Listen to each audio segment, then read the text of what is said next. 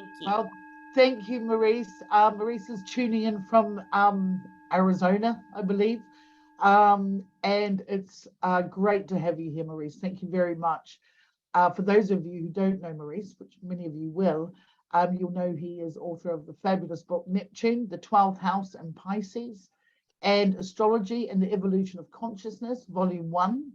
He is an evolutionary astrologer, and he runs diploma programs in astrology, and many of his articles have been published. He has a huge consultation.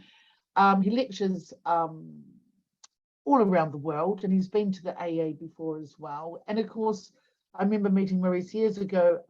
He was head of OPA for many years, and did so much fabulous stuff for their organization. So it's great to have you here, Maurice. Really lovely. So thank you, and handing over to you now. Thank you so much, and appreciate being here and sharing these insights.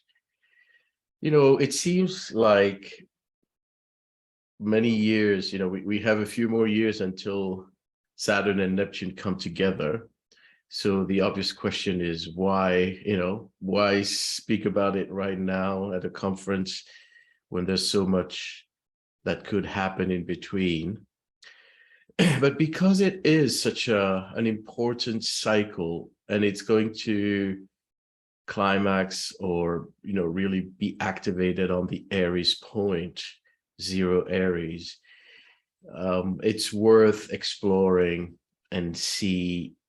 As we understand what's coming up, we can also be more aware of the events leading up to that time. So I wrote here 2025, 2026, because there are going to be 2 conjunctions. The first one in 2025 is like 1/2 degree orb. So they're barely, they're really, really close, but they're not touching it fully. And then the actual exact conjunction is in February 26. So, to me, this kind of alignment is in the caliber of the last Pluto Saturn conjunction that, we all experienced in 2020. And many of us spoke about years prior. I remember publishing an article in the Mountain Astrologer about the Pluto Saturn, 5-6 years prior, and people really question why deal with something that's so ahead of the curve. And I think it's part of our role as astrologers to understand cycles, to prepare for them. And if we do a good job at that, knowing what it's about, and I won't say preparing because you're never really prepared, but it's to be aware, even when it happens. If you understand what's going on, you can better navigate the current. So, the question always remains for astrologers, does it make a difference whether you know that it's happening or not?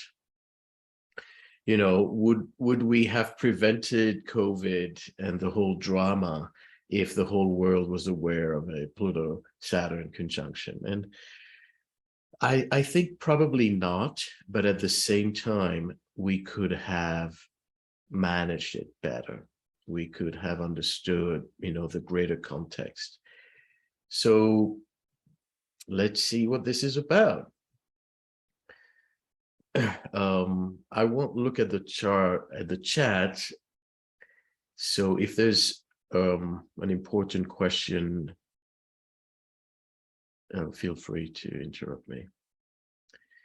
As Wendy was mentioning, my 2 books, and the Neptune book definitely addresses the Neptune and Saturn aspects, including all aspects of Neptune, really.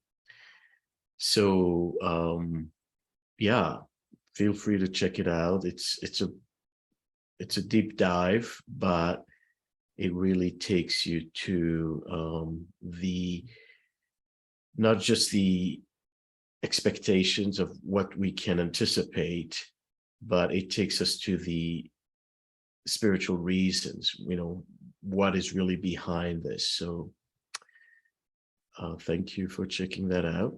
Make sure it's the second edition you're looking into. The other book you may have read about in the last astrological journal, there's a whole article on the first book.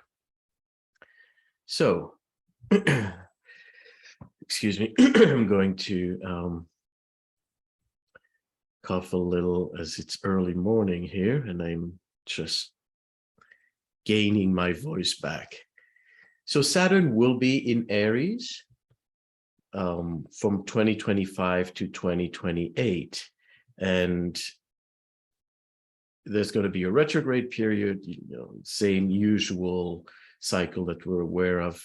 It gets into Aries for the first time in May 25 until September, then retrogrades, and then fully on from February 13, 26 to 28.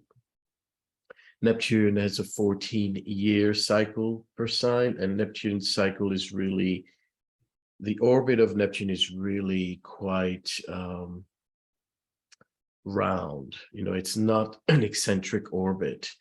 So Neptune, as chaotic as it can be in our astrology chart, in the orbit, in the solar system, it's actually a well-behaving planet. And so it represents the harmonies, it represents the divine harmonies in many ways. So it stays pretty consistently 14 years in a sign, a little bit in 2025, then from 26 to 38, and then between 38 and 39, which seems like a lifetime away, but not.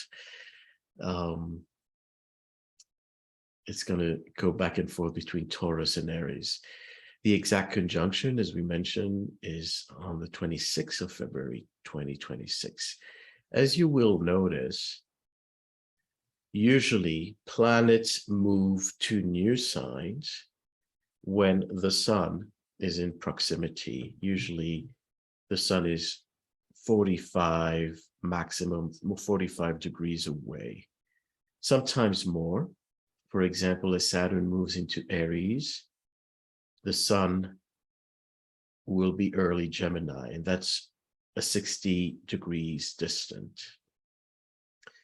But as Neptune moves into Aries, the sun will also be in Aries. So pay attention to that, because we live in a solar-centric system. Everything revolves around the sun.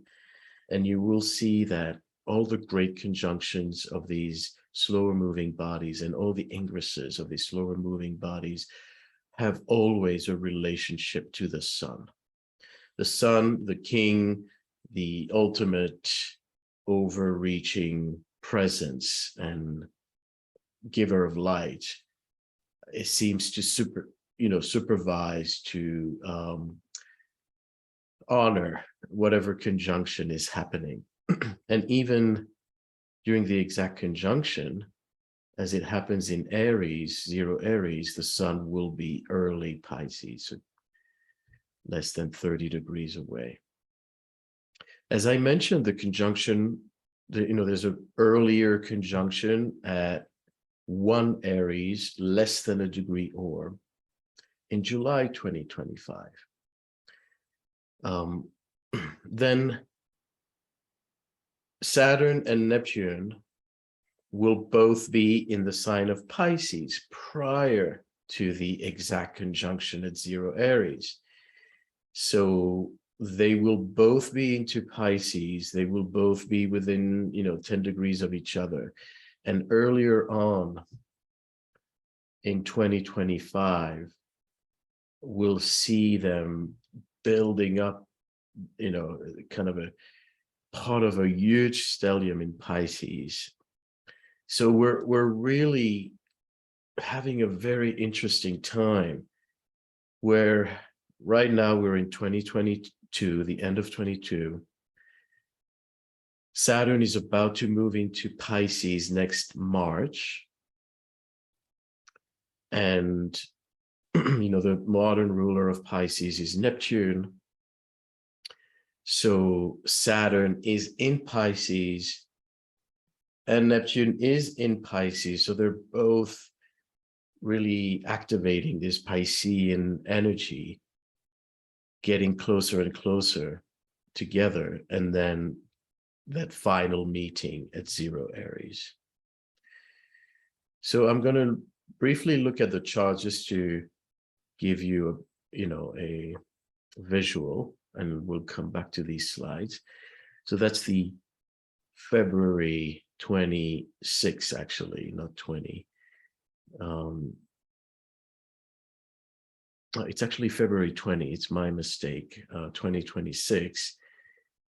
The conjunction is in Pisces. It's going to be also an eclipse, two days after an eclipse in Pisces. So there's, eclipse season is always dramatic. There's always a lot of change and development. So we can definitely expect this season to be an important catalyst.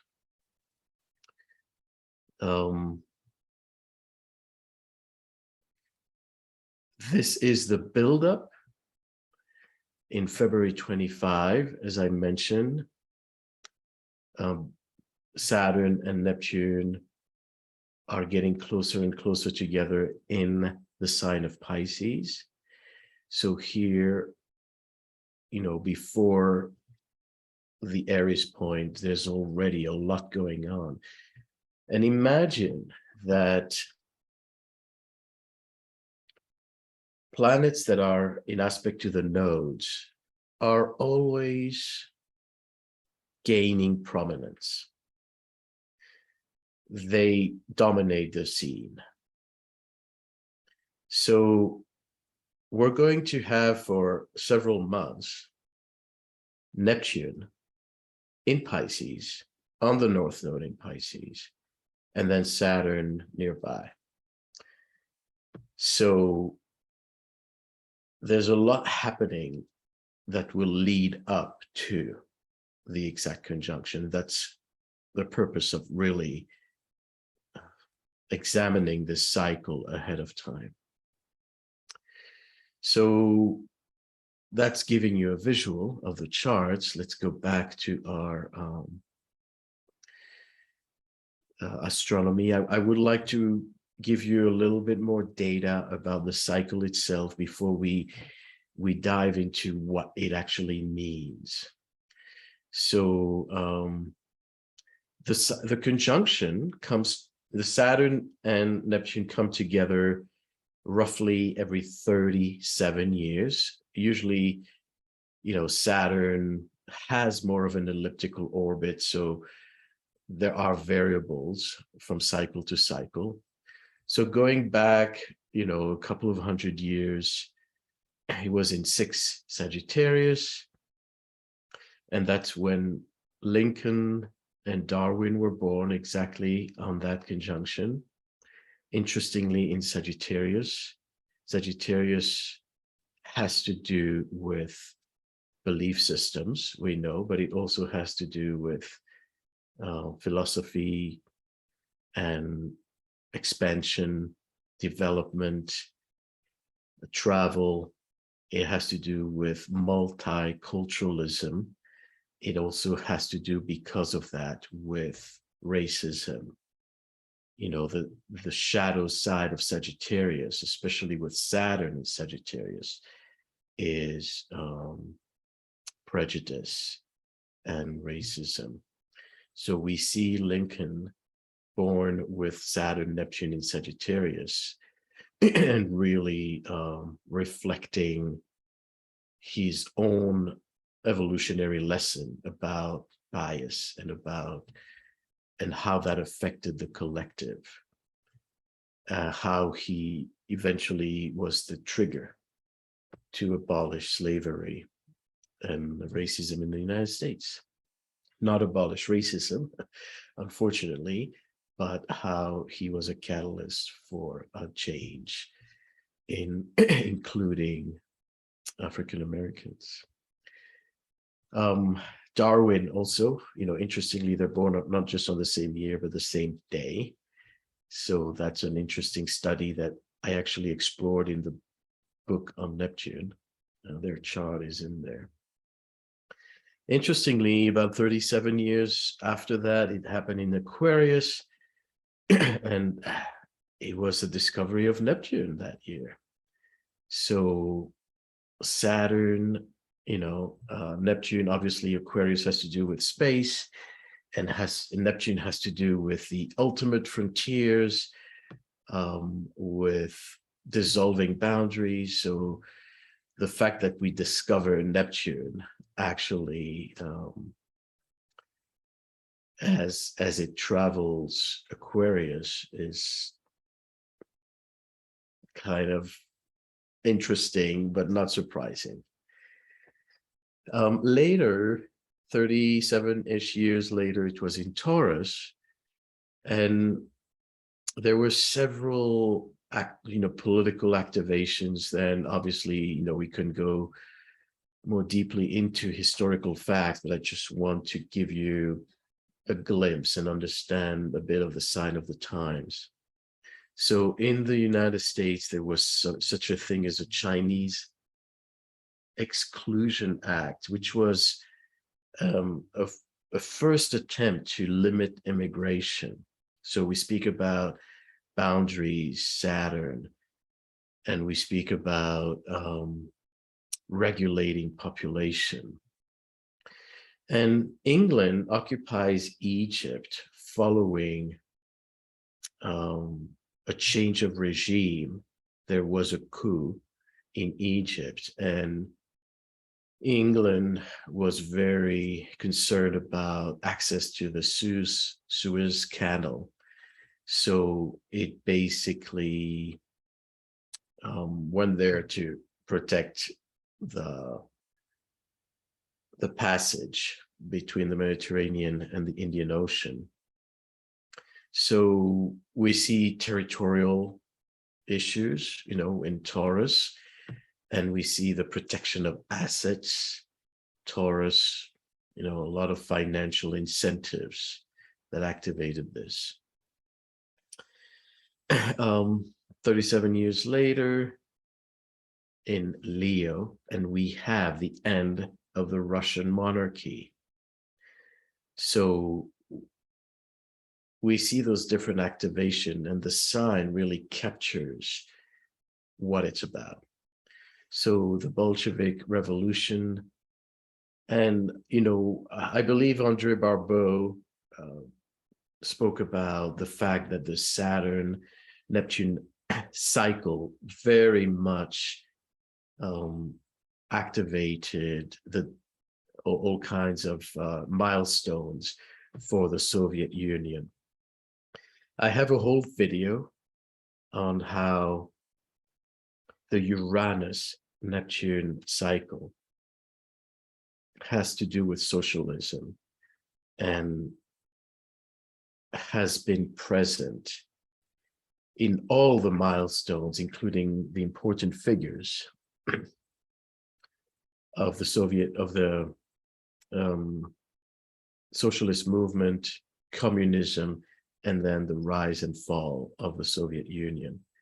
So that's Uranus-Neptune, but Saturn-Neptune is also very prominent in the development of the Soviet Union. So we see here a very important activation, but most importantly, if we speak about Neptune and Saturn, we see the collapse of systems.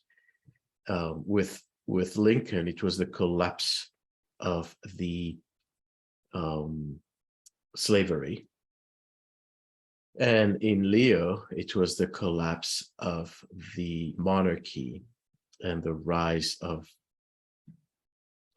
the Soviet Union, a new system.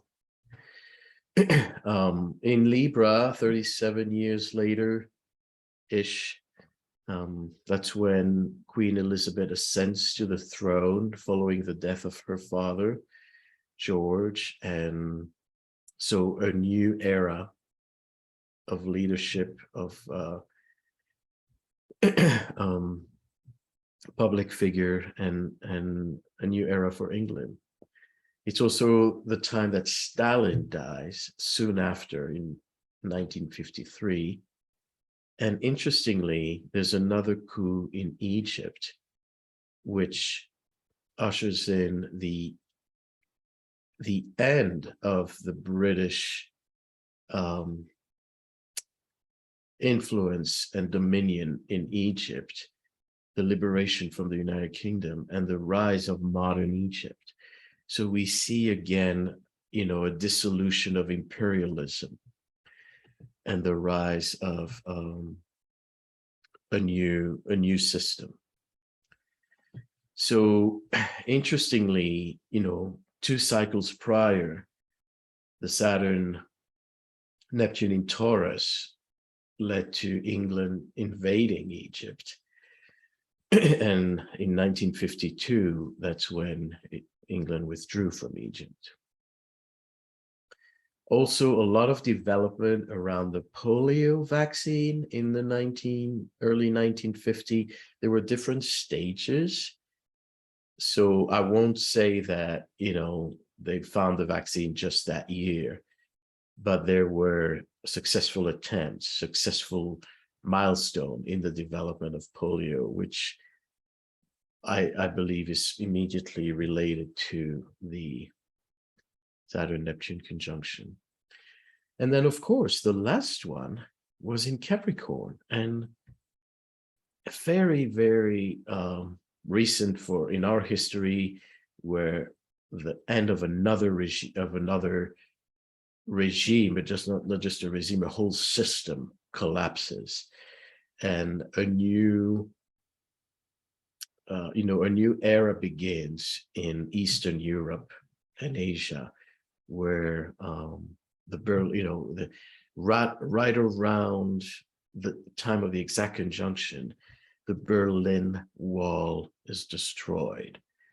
So the whole symbolism of separation and of the Soviet dominion is taken down. And obviously it's in Capricorn, it has to do with walls, and Neptune dissolves the wall.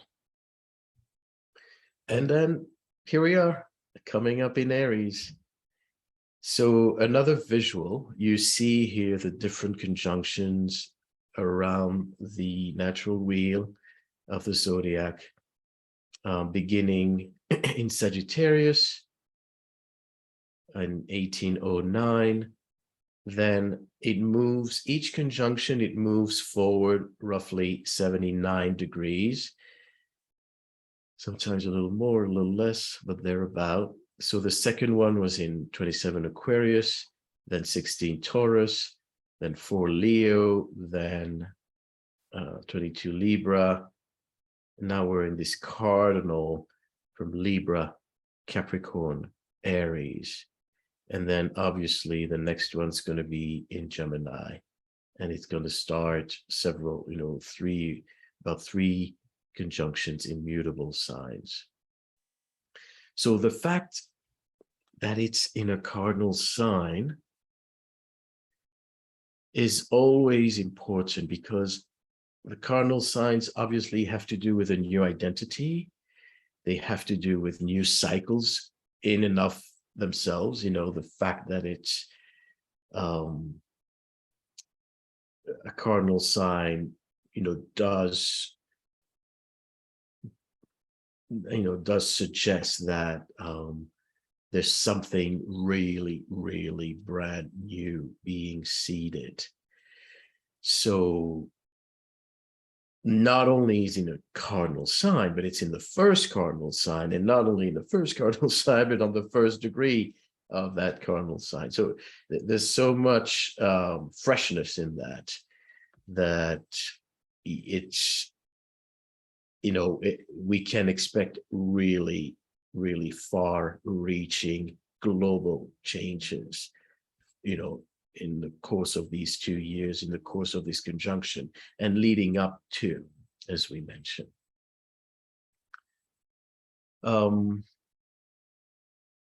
So that's the conjunction that we looked at.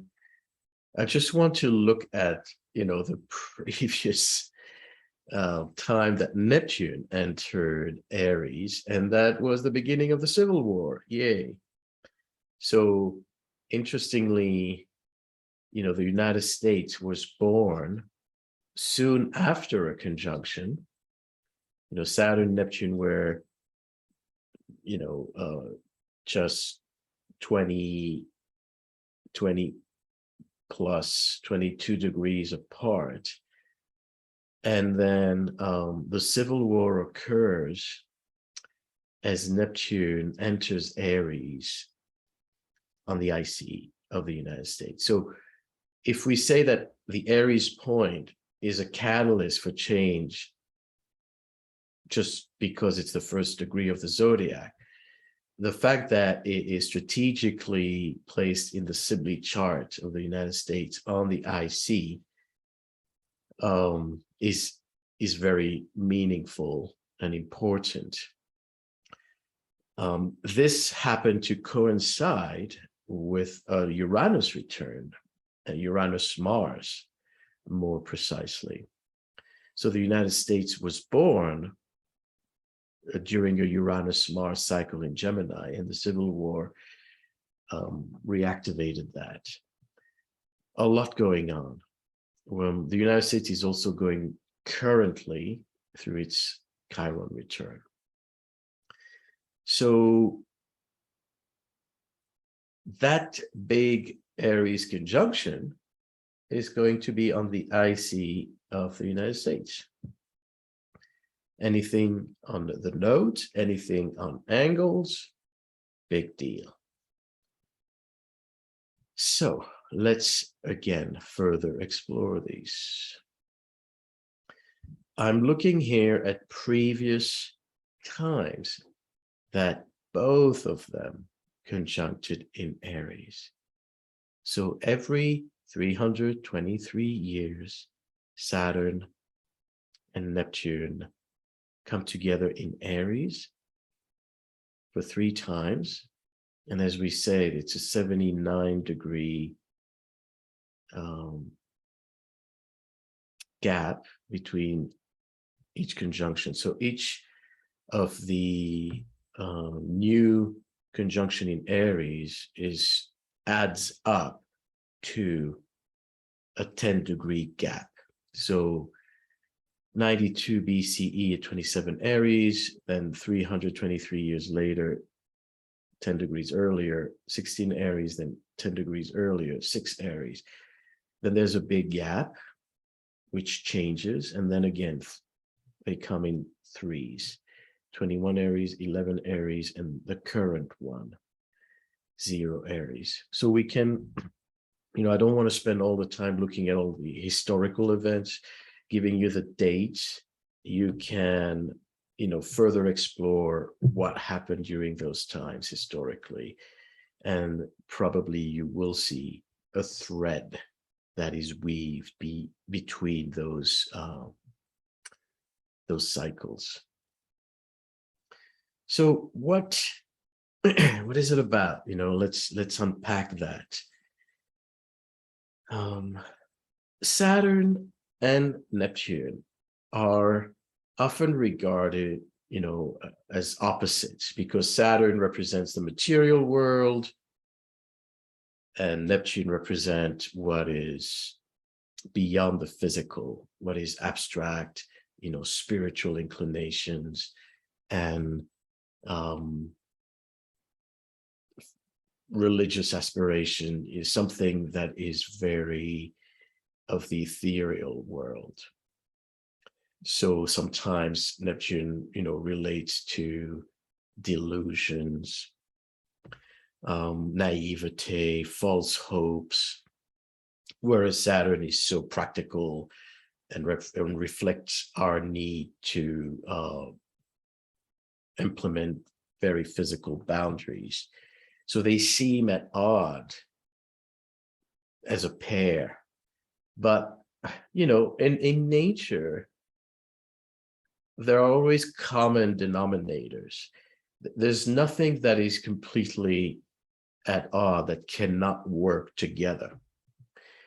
It may initially be a weird pair, but they do have a purpose. There is an intention, there is a cosmic intention, there is a personal intention for all of us. And many of us are born with Saturn Neptune cycles, whether, you know, it's a conjunction, an opposition, and whatnot. So when we speak about Saturn Neptune, to begin with, it is about connecting the spiritual with the material. So there is a need to bring the idealism of Neptune into form and actually create a better world. So ideally, you know, at its best, Saturn Neptune can restore order and bring a superior order, a more moral order. You know, if we look at the previous conjunction, and I went through some of the historical development, you know, think about Lincoln and the fact that he was the instigator for the end of slavery. So there was something incredibly wrong morally about slavery. So there's something about conscience, about doing the right thing and recognizing that what's been done is very, very wrong. So the same, you know, with the different development along those years, especially if we look at the Bolshevik Revolution, from their point of view, the monarchy was so corrupt that they needed to be eliminated. You know, they were dysfunctional, but they were also immoral. You know, there was something completely wrong about the way they led the Russian Empire. So and then the end of the Soviet Union also didn't only, you know, the cracks were not just showing by how it didn't hold together anymore. It was not just a physical management problem. There was also an ethical issue about the corruption and the wrong use of force. So there's some kind of a atonement that we can anticipate with Saturn Neptune. However, when we speak about atonement, it's, you know, until we find the right balance, there's a tendency to swing to the extremes of immorality and then seeing that immorality doesn't work for us and come back to finding, you know, what is morally right. So as humans, we always learn the hard way. We always have to test from the shadow in order to find the light. And so what is immorality? Think of Saturn, you know, representing what's right. You know, Saturn represents our role models, what we understand to be right and wrong. And that applies in a very dry way. You know, you have to stop at a red light and you're allowed to move forward on a green light. But it's also about guilt. You know, if you hurt someone, you need to make up for that. Saturn in a spiritual sense, represents karma and the consequences of our actions. In the natural zodiac wheel, Saturn rules the sign of Capricorn. Capricorn follows Sagittarius. So in our Sagittarian impulses and influences, we get carried away. You know, Jupiter rules Sagittarius and we feel so indulgent, we push boundaries, we are prone to excess through the Sagittarian realm. And Sagittarius is the last fire sign. So it's a place where our sense of self really wants to go as far as it can. There's that confidence, fire to assert our voice, assert our will, and to expand our reach. But then we realize the following sign, that life is not just about what we want to do, Sagittarius, what we believe in, Sagittarius, but it's actually about what works, Saturn. And Saturn moves from the personal to the transpersonal, where Jupiter speaks about what I want to do and how I want to lead my destiny and how far I want to go. Saturn says it's not always in your command. So Saturn is representing the first passage to a place where we move from free will, Jupiter, free will, to fate, Saturn. So Saturn is our first encounter with what is not in our control, what is not up to us, something that's larger than us, something that's decided on a higher order, and that we have to obey, comply, accept, align with. This is why Saturn, is such a bad rap, because suddenly we realize we can't just do whatever we want to do, and we have to listen, and we have to sober up, and we pay consequences. So the consequences can be physical. If I eat too much chocolate, I'm gonna get sick. So there's a consequence to my excess.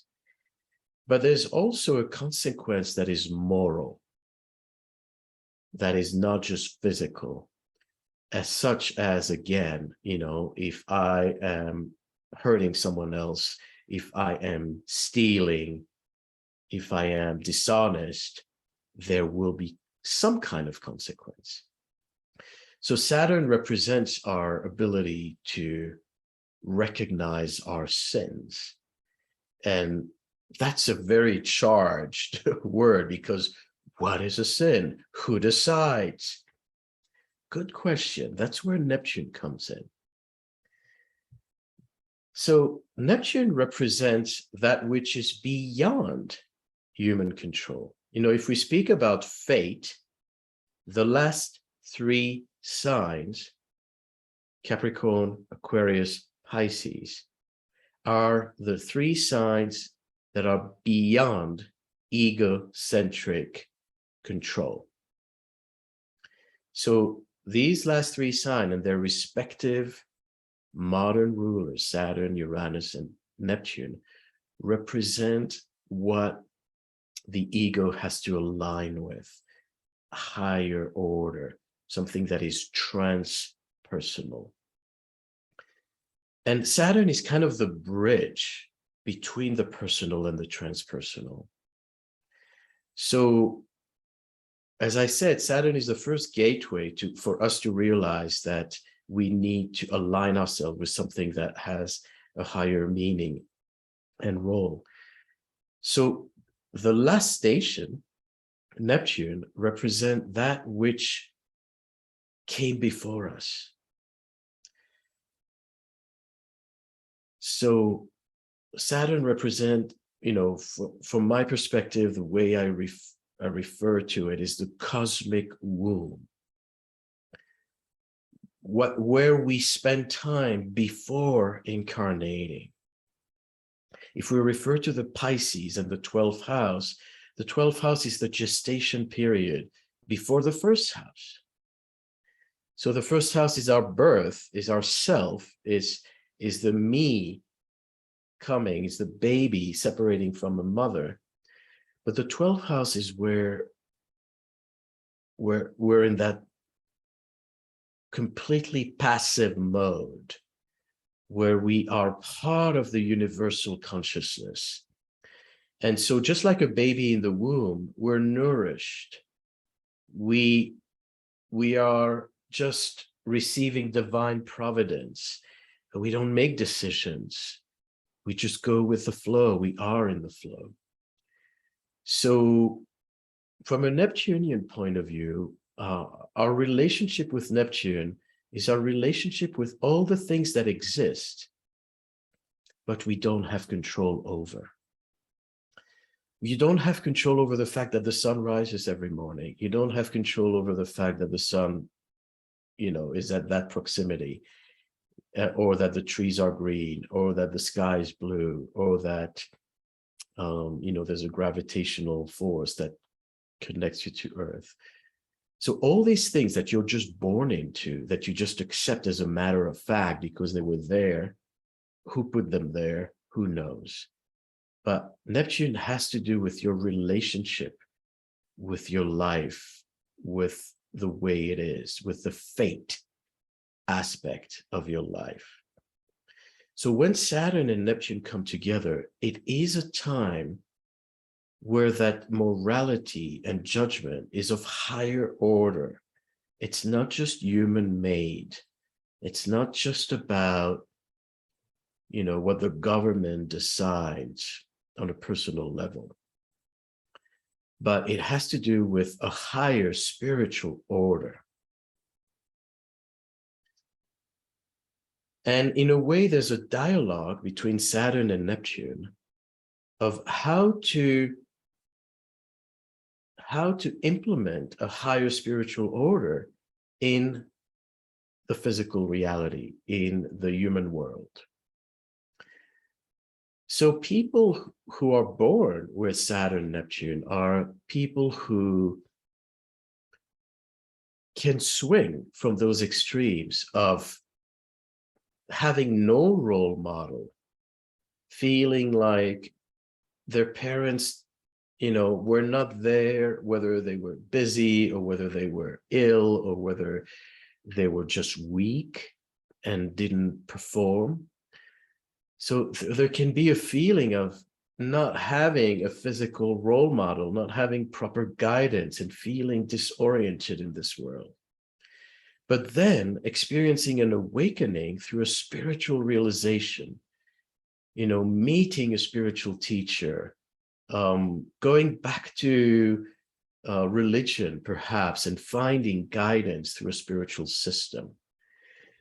I often see people born with Saturn, Neptune aspects, or Saturn in the 12th can also apply, who were born, like we said, in situations where there were no role models. And so their life started initially very chaotically, where they made a lot of mistakes. They didn't have boundaries. They couldn't hold a job together. They abused people or were abused. So there was a lot of dysfunction. And some of them end up in jail. And what happens in jail? Saturn, Neptune. That you meet Jesus in jail. That's when there's this opportunity to find salvation. So the priest comes to jail and wants to bring back the prisoners, the incarcerated ones, to the right path, to the path of redemption, of atonement. And then you have born again people who become very, very attached to their religiousness, because finally something gives them direction. Finally, they have a sense of order that they never had in their life, and they attach to it as rigidly as possible because it's their lifeline. And so it doesn't have to go to these extremes, of complete chaos and immorality and ending up in jail and then kind of returning to the path of morality. But it can happen in our lives where we feel lost, and then we are found again. So, I will speak for myself. I was born with Saturn-Neptune opposition. And all my life, in my early, childhood and teen years, I was completely disoriented. And all I was trying to do is copy, what other people are doing. So that's how you do it, so that's how you make friends. So that's how you can have a living. So I was not really connected to myself. I was just surviving, trying to find sense, trying to find some kind of formula that would instruct me of how to lead my life. But then I found astrology, and astrology provided a spiritual order, and everything started to make sense. Everything had a meaning suddenly. And I didn't have to please anyone. I didn't have to pretend anymore. I could take all those masks down and all that anxiety and confusion. And so that can happen with many folks who have this aspect. And of course, it can happen on a global level. So if we speak about human versus spiritual order, the human order didn't make sense until I could find a spiritual order. And that's what can happen for all of us on a global level, where the times leading up to the Saturn-Neptune conjunction is a time of political malaise, a feeling that things are not holding, that the system's not working. And of course, we've all been feeling that already. Neptune has been in Pisces forever. And so that feeling that things are coming to an end, Pisces is, accentuate that sense that it's not sustainable. It's not what we want. It's not working. So that whole feeling that things are not reliable anymore is natural in nature, because Pisces represent the ending of things, the ending of systems, the ending of mentalities, and whatever, is not reliable anymore. So the period in and of itself, because it's in Pisces and because it is Saturn, Neptune coming together, we can feel just like this child that doesn't have a parent, and that nothing in the material world kind of inspires us. Our leaders are flaky. They don't show up.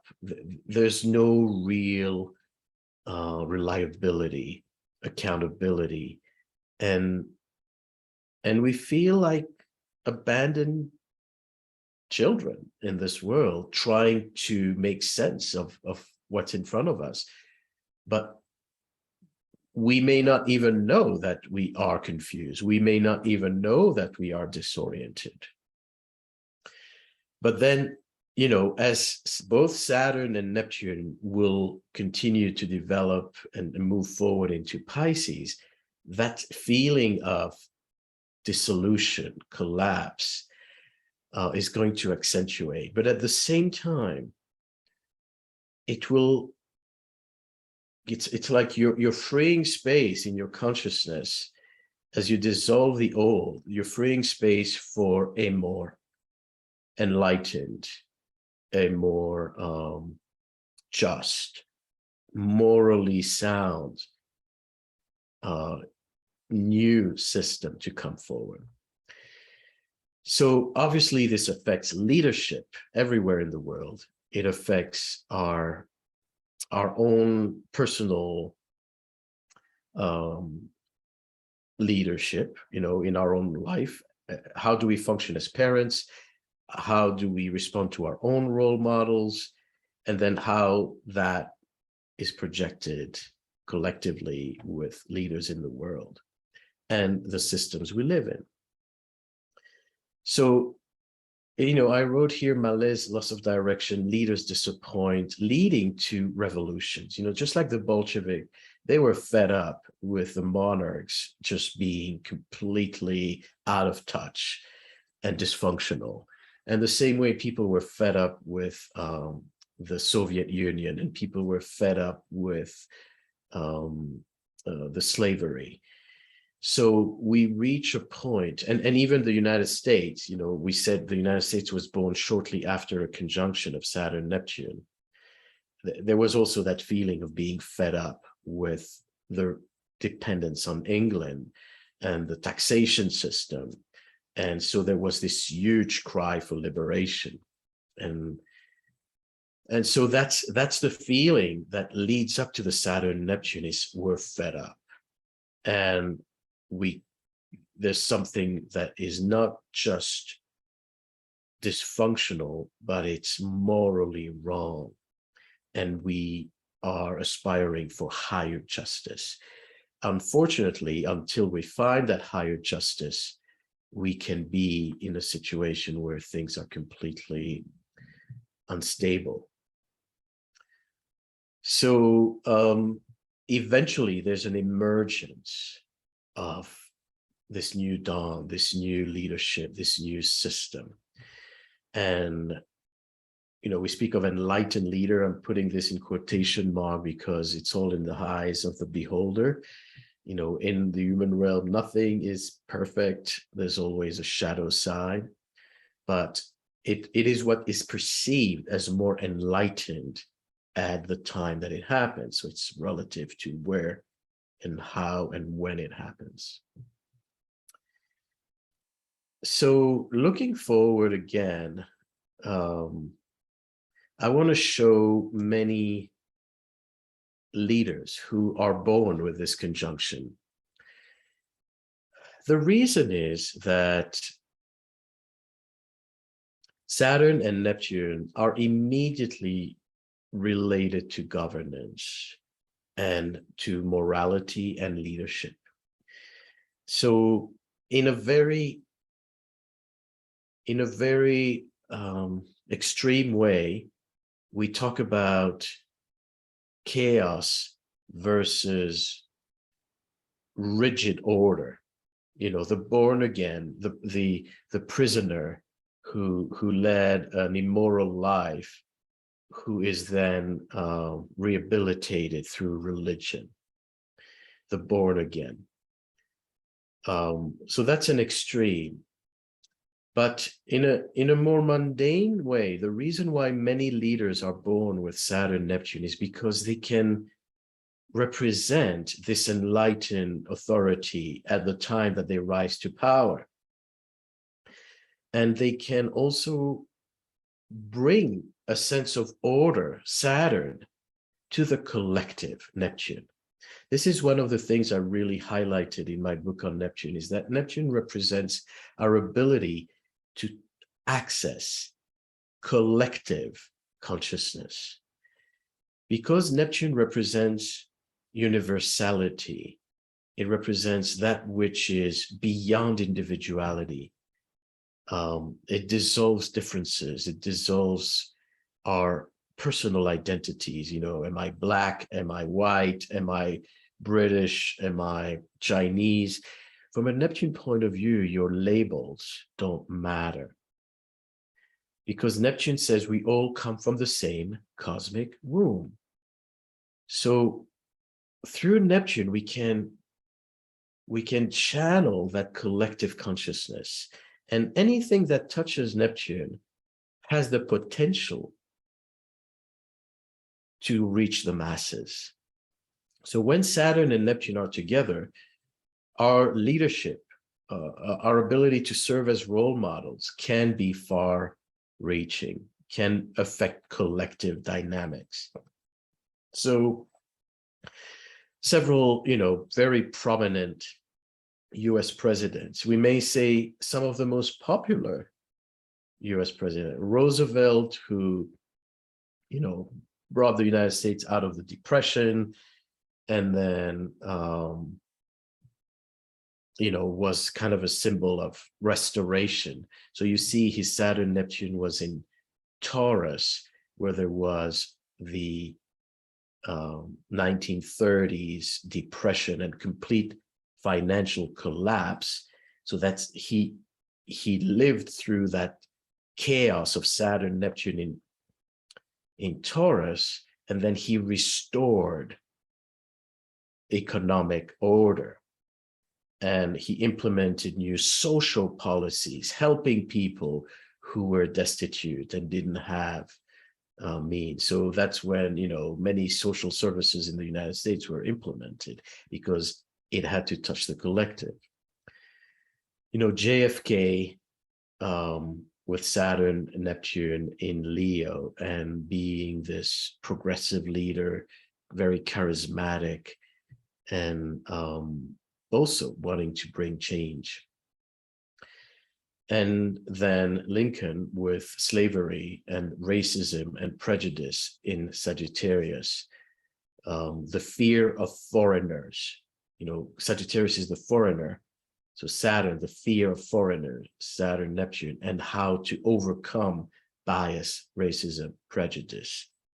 So you see how these three leaders emerge from a very chaotic time to bring a new order. And the same with Putin.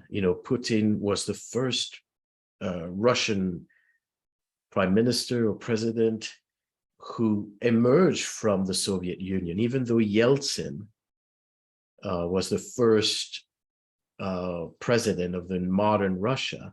Yeltsin was dysfunctional. At some point he couldn't really perform, and Putin had to step up and became the leader in 1999, year 2000.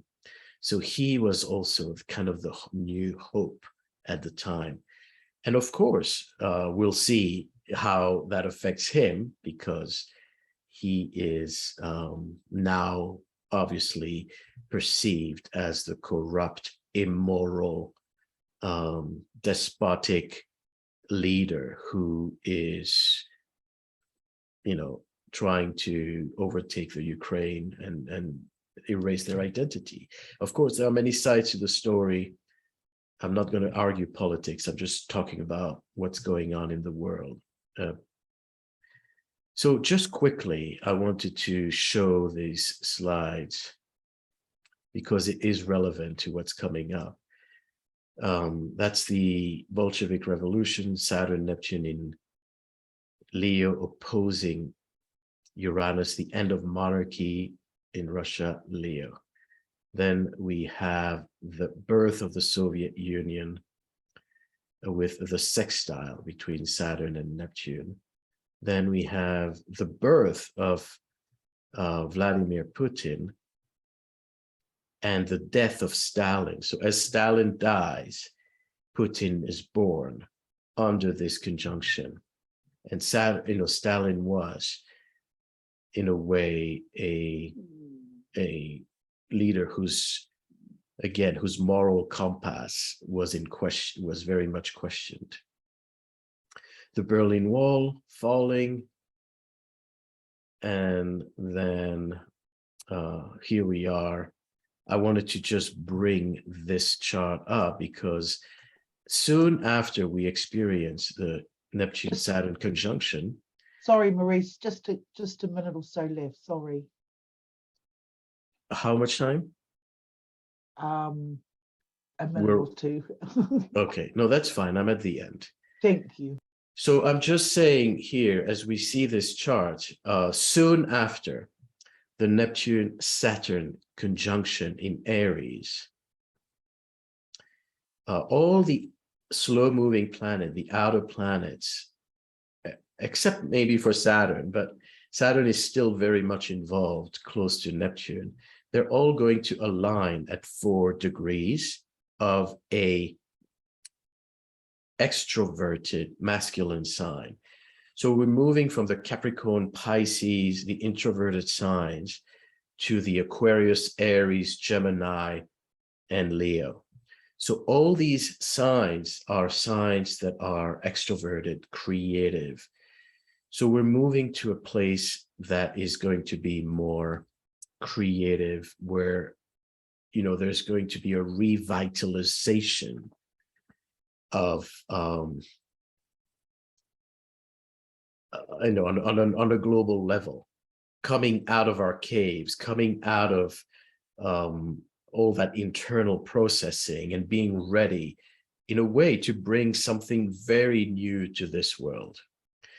I won't get, you know, too much into the options because I'm running out of time, but think about Aquarius and Uranus in Gemini, a lot of new thoughts, new ideas, expansion into space, and Aries, Leo, that creativity, leadership, autonomy, independence. One of the things, for example, my last comment, one of the things I anticipate, if we speak again about the United States, is that with Neptune and Saturn in Aries, there is going to be a change in the Constitution about gun laws. So there's going to be a lot of things around the use of weapons and how we manage weapons, the immorality and the morality of weapons. And I believe it will not necessarily lead to a civil war per se, but it is going to lead to a change in the Constitution. So thank you. If there are any questions, I hope there's a little bit of time. Brilliant. Thank you, Maurice. Thank you. Lots of people saying thank you in here. Many blessings, and may this indeed lead to a better order, a more moral, reliable, and enlightened time. Wonderful. That was great. Thank you, Maurice. Thank you so much. That was fantastic. Really cool.